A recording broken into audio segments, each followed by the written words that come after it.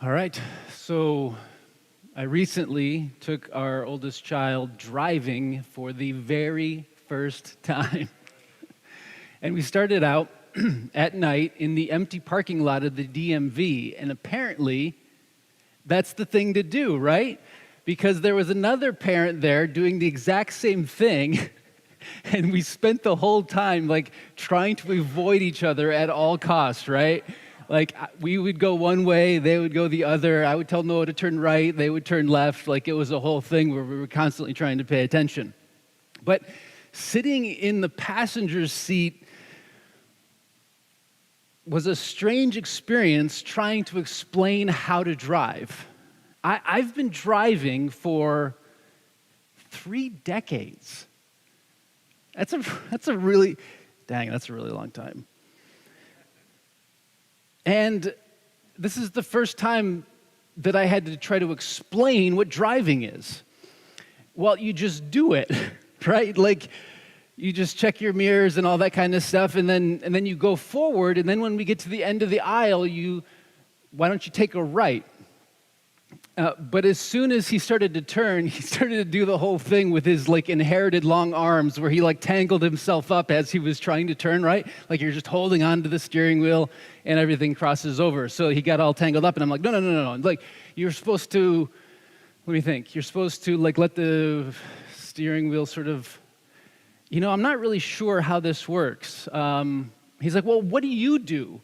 And I'm like, well, I don't know what I do, but I was a professional bus driver once upon a time, and I was a professional truck driver once upon a time, so whatever it is that I do, I'm pretty sure it's the right thing. So we switched seats, and I got into the driver's seat, and I started driving down the aisle, and as I started turning right, I did the whole one-handed thing where I'm just driving like this, and I'm like, oh, right, yeah, don't do what I do. And that was the moment when I realized that paying somebody like a driver's school to teach our son how to drive was probably a really good idea. I couldn't believe how difficult it was to explain how to drive. It felt like something so simple and so natural, and yet I couldn't put words to how to do it. And like probably any of us who have been driving for a long time or done anything for a long time, it's easy to live life doing things instinctually. And that's not necessarily a bad thing without really noticing what we're doing or why we're doing it. But when it comes to faith and religion and a lot of things in life, we can sometimes lose the meaning, or many times we can distort the meaning of our faith when we are not paying attention. Which is why, thankfully, we're all looking at the book of Leviticus, our favorite book. Not so we can return to things like animal sacrifice, but so that thinking about these ancient rituals can help us think about our own practices and our own perspectives and our own values. So, as a reminder, Leviticus starts with 5 types of offerings: burnt offering, grain offering, well-being offering, and peace offering, or peace offering, that's one offering. And then purification offering and reparation offering. The first 3 offerings, surprise, surprise, are voluntary. You don't have to do them. They're offerings that are given, you can give freely and without demand, helping people give expression to their experiences of joy and gratitude. You can just do it freely. How often do we go through life not noticing or really appreciating the good things? It's just really easy to do that. So the first rituals help people celebrate life. The next 2 offerings are mandatory because they had to do with the stuff that we would all really like to ignore: experiences of loss and experiences of failure. So, this is important. When we think about all the food and religious laws that we hear about in the Bible, about foods and things being unclean or clean, they are not necessarily about morality. since being ritually unclean can be something that is very normal and actually something that should happen. For example, touching a dead body, like when a loved one dies. A completely normal and important thing that we experience in life. Or giving birth, certainly not a moral failure to give birth. So what a purification offering did was it allowed a person to come into the presence of God on purpose to give expression to either their loss or, in the case of childbirth, to give expression to their experience of pain and joy. We're talking about religious rituals that invited the community to be reflective about the realities of life and death, the most important things that we experience as we go through life. So, how do we do that these days? How do we celebrate life? How do we open ourselves up to paying attention to our experiences of loss and pain and even failure? The problem that we sometimes run into when we think about these things is that being ritually unclean and morally unclean gets mixed together using one word: sin. And I don't know about you, but the word sin carries a lot of baggage. It carries its own complicated and confusing history when we look at it, because it's often a word that's been used to control or to shame or to mistreat people, which is why it's important to pay attention to the things that seem so familiar to us. Like we talk about sin as if we all know what we're talking about. But when I was in high school and college, I think it was, there was some conversation around sin that it was included dancing, right? Which for somebody tall and uncoordinated at the time, like I was fine with that. But is that really what sin is? Dancing, right? Dancing and murder, basically, is is what sin is. So, for example, just thinking about words, the word sin, as an example, the most loved and famous Christian hymn is Amazing Grace. Of course, everybody has heard Amazing Grace and knows Amazing Grace. It's a beautiful and meaningful song, except when it comes to one line, it would be a good idea to pause, because we've been driving and steering this hymn with one hand or with no hands for a really long time, not noticing exactly what's happening, perhaps. So, Amazing Grace, how sweet the sound that saved a wretch like me, a wretched person like me. When we sing this, the meaning that is often absorbed, intentionally or unintentionally, is that I am a wretched, terrible, no good person, that there is nothing good within me, that we are all terrible, terrible people. So, sin has become about who we are through and through, instead of about the real impact of our words and our actions upon ourselves and upon other people.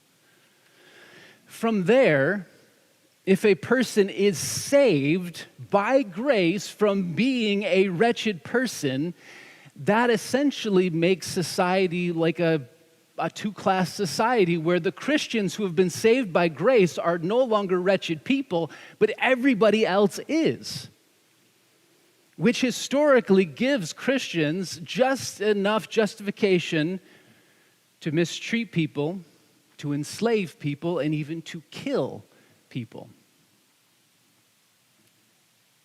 Now, I'm not saying that Amazing Grace is the cause of all of that.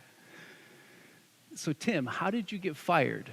Well, I once talked about how the Bible isn't supposed to be perfect, and nobody got mad. I occasionally talk about politics in my sermons, and they gave me a raise. I once talked about how Jesus was theologically transgender, and people clapped.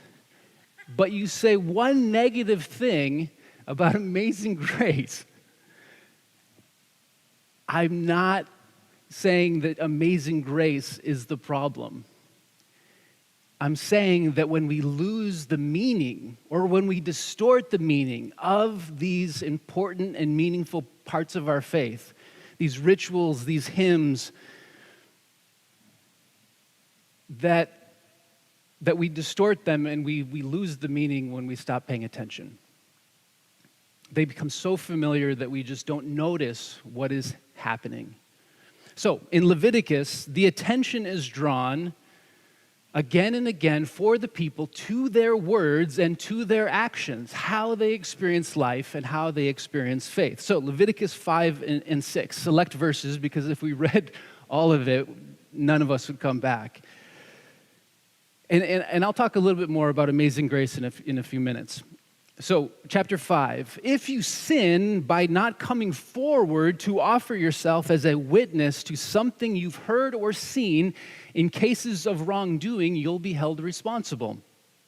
Or if you impulsively swear to do something, whether good or bad, you do something impulsively and make a commitment with your words, whether it's a good commitment or a bad commitment.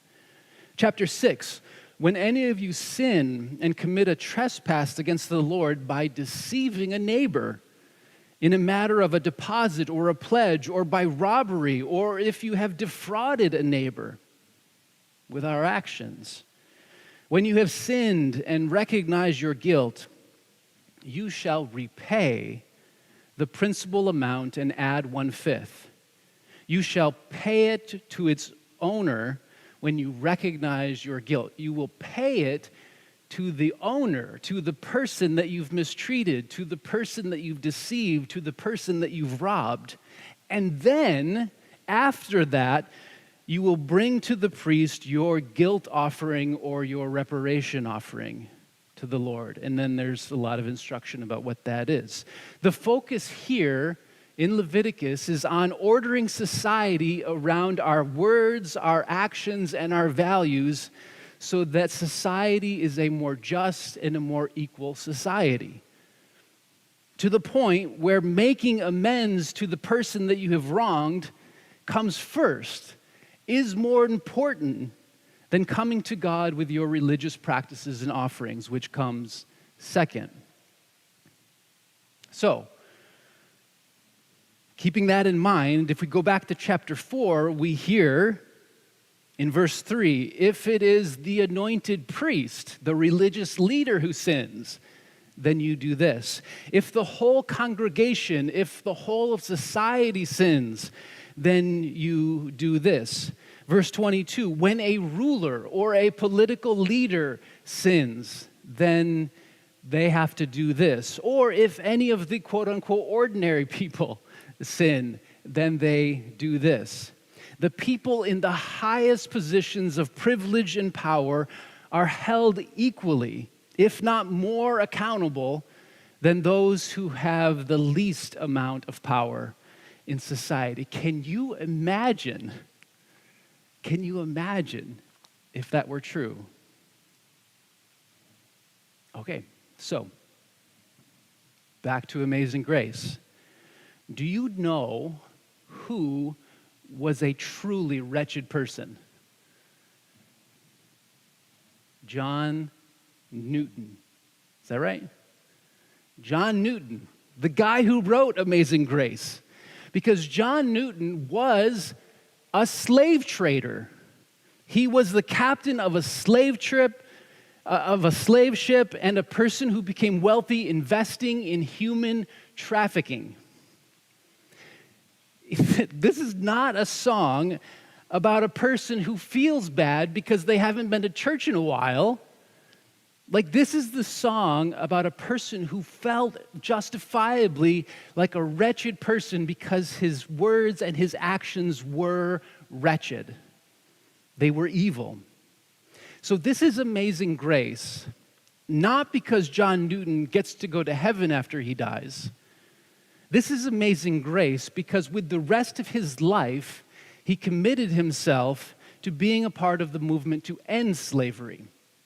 Actions to make things right in society and with other human beings. That's what matters. That's what is amazing about that song. A grace, like in Leviticus, that gave John Newton, that gave people rituals, practices to help them hold their experiences of loss, their experiences of pain, and indeed to be able to confront their experiences of failure.